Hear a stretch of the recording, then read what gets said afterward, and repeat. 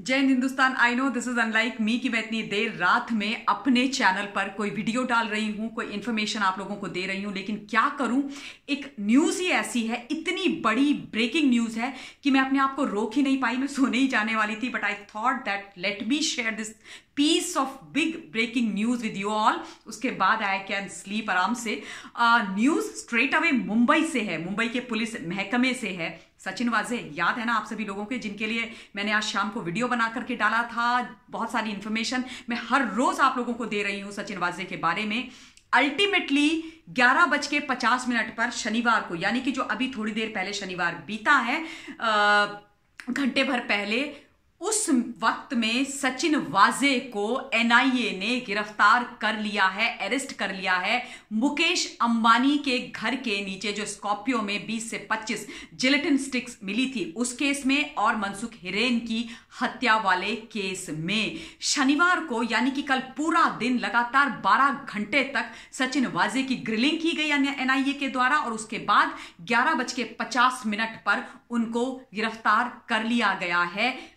कहने का मतलब यह है कि यह केस, जो मैं लगातार आप सब लोगों से यह बोलती आई हूं कि यह केस सिर्फ किसी की हत्या का, किसी की डेथ का नहीं है। यह केस बहुत खतरनाक केस है। यह केस मेरे हिसाब से देश के खिलाफ वाला भी केस है, क्योंकि एक पूरे धमाके की तैयारी की गई थी और उसमें जो सीधा सीधा हाथ निकल करके आ रहा था, कनेक्शन निकल करके आ रहा था, वो आ रहा था सचिन वाजे का फ्रॉम द बिगिनिंग। जब से ये केस संज्ञान में आया तो सबसे पहले उड़ते उड़ते तीर की तरह वहां पर मौकाई वारदात पर मुकेश अंबानी के घर के नीचे, एंटीलिया के नीचे कौन पहुंचता है? सचिन वाजे। जबकि सचिन वाजे का वहां पर कोई लेना देना नहीं था, इस केस से कोई लेना देना नहीं था, उस इलाके से कोई लेना देना नहीं था। भाई तुम क्राइम ब्रांच में पोस्टेड हो, तुम एनकाउंटर कॉप हो, हर जगह फुदक करके पहुंच जाते हो। जहां पर भी ऐसा कोई कॉम्प्लिकेटेड केस होता है जहां इनका कोई लेना देना नहीं होता, ये पहुंच गए सबसे पहले।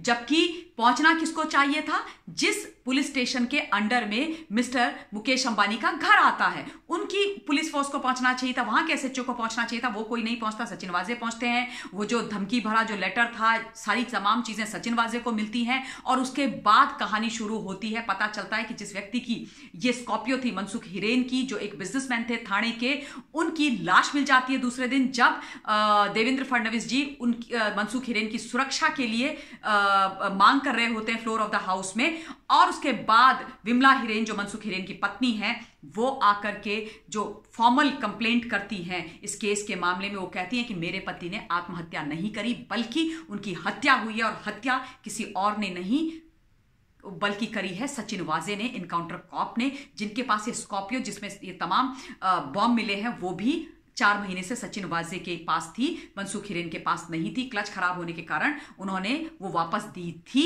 और फिर उसके बाद ये तमाम चीजें उसके अंदर मिली थी।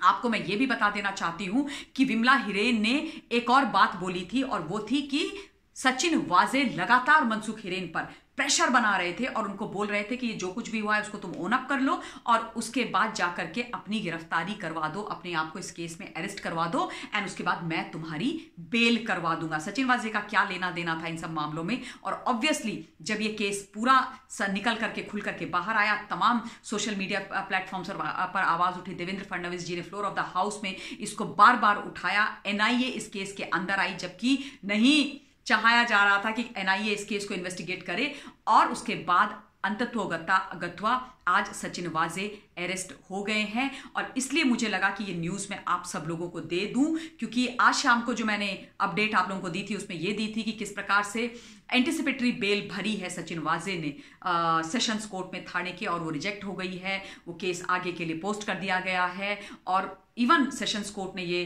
अपनी ऑब्जर्वेशंस दी थी कि इनके खिलाफ एविडेंसेस हैं इस केस में, यानी कि सचिन वाजे के खिलाफ मनसुख हिरेन और एंटीलिया वाला जो केस है उसमें एविडेंसेस हैं, और इसलिए उन्होंने सचिन वाजे को बेल नहीं, एंटिसिपेटरी बेल नहीं दी थी, और उसके बाद वो अरेस्ट हो गए हैं। बहुत बड़ी न्यूज़ है। इसी प्रकार से कानून का जो लोग हनन करते हैं और वर्दी का जो गलत इस्तेमाल करते हैं उनको सजा जरूर मिलनी चाहिए थी। ये मैंने शाम को भी बात बोली थी कि खाकी वर्दी को देख के या किसी भी वर्दी को देख के आपके मन में, यानी कि आम जनता के मन में, आप हो मैं हूं, हम सबके मन में सुरक्षा का भाव आना चाहिए, डर का भाव नहीं आना चाहिए। सचिन वाजे का जो अहंकार था, सचिन वाजे का जो गलत तरीका था काम करने का, वो हम बहुत समय से देख रहे थे और बहुत ज्यादा जो गलत उन्होंने किया था वो हमने मिस्टर अर्नब गोस्वामी के समय पर देखा था।